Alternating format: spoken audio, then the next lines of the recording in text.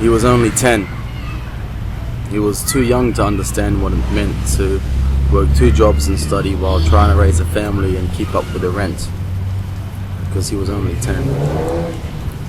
He was old enough to have ever-growing wants and needs and expectations, old enough to know that he didn't fit in at school and how to spell the word immigration, but not quite old enough to understand the silent grief of a father struggling to breathe.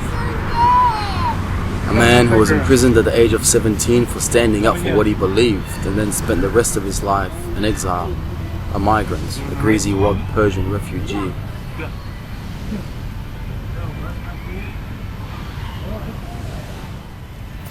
When we first came to Townsville, it was about 88, 89, and I was probably 5 or 6 years old. And I remember my family and I, and other families like ours, stood out.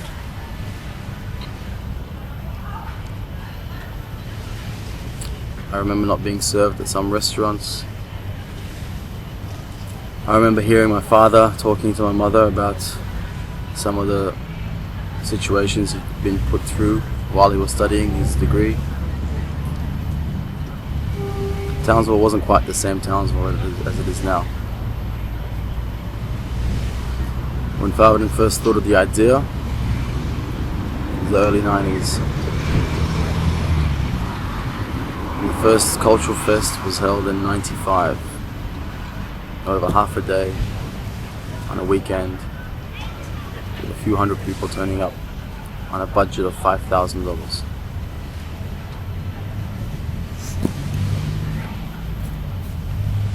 Townsville Cultural Fest has now grown to something that spans 5 days and brings tens of thousands of people.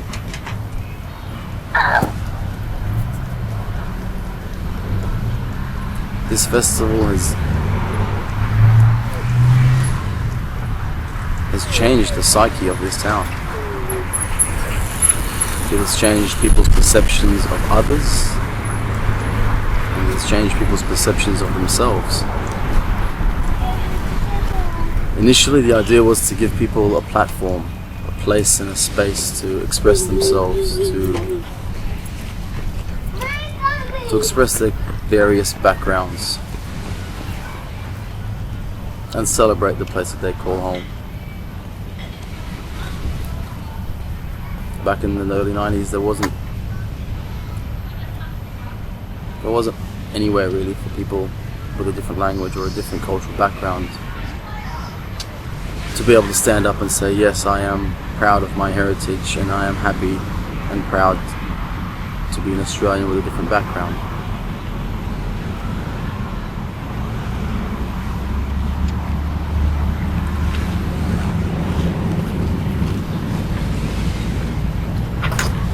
This festival has grown from being a place for the boat people to sing and dance into something which celebrates the true identity of Australian culture. This is what Australia is. We've all been boat people. And now this festival celebrates that fact, that the Australian society has pieces of the entire world living in it. It's changed the identity of this place. It has changed the identity of individuals. And year on year it has grown to a point where the community now won't let it fail. I remember that the first festival that was held, I was in the drink van, selling drinks for $1.50 each. And I used to think I was the most important person on site. And every year since then, I've been involved in some way, shape or form. I've either sold drinks or helped build the site or filmed the festival. To a point where now I manage the festival. And contribute my piece to its ongoing That'll probably success. be a good turnaround point.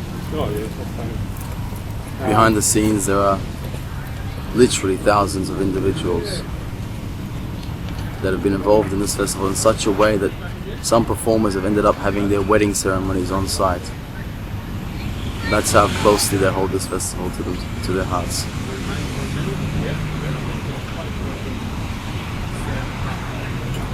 Now in its 18th year, it's like a younger sibling of mine is coming to age. It's learning of its identity, it's standing tall, reaching a point where it is fully developed and able to face the world.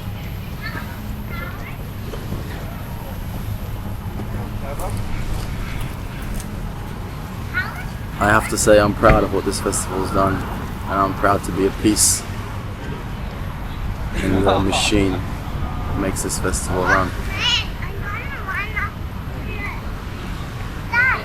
Australia's always had an identity crisis. It's always not really been quite sure of what it's really meant to be Australian. And even to this day, I still occasionally get asked, where are you from? To which I reply with a smile, the suburb that I live in. This festival isn't about people from different ethnicities or different cultures celebrating their particular culture, but it's about a society celebrating one culture, the Australian culture. Getting this festival each year from concept to fruition is a long and arduous process, and a lot of people who aren't involved in its development might think that some of us are crazy to devote so many hours and so many months to putting on a festival. But the people who have been involved in it from day one or anywhere along the line think it's crazy not to be involved in it. It's a labor of love. It's belief in a concept that spurs us on. It's belief in the future of Australia. It's belief in being an example for the world, setting up a society that our children can grow up feeling Australian and Aussie. It's belief in these sorts of things that give the staff and volunteers energy to be able to put this thing together.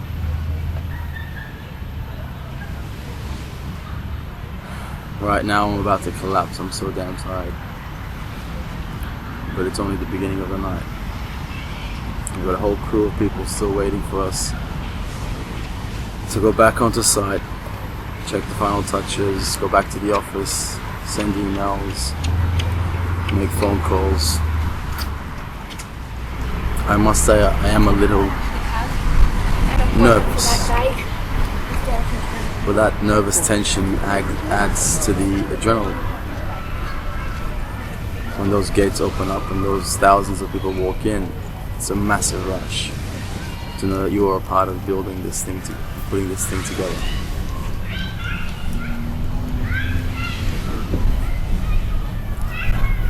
It's the energy that we create in those 5 days that we crave.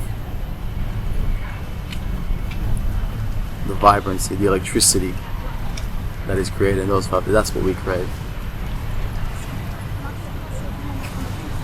And now we're 20 hours away from opening gates, and I'm really looking forward to it.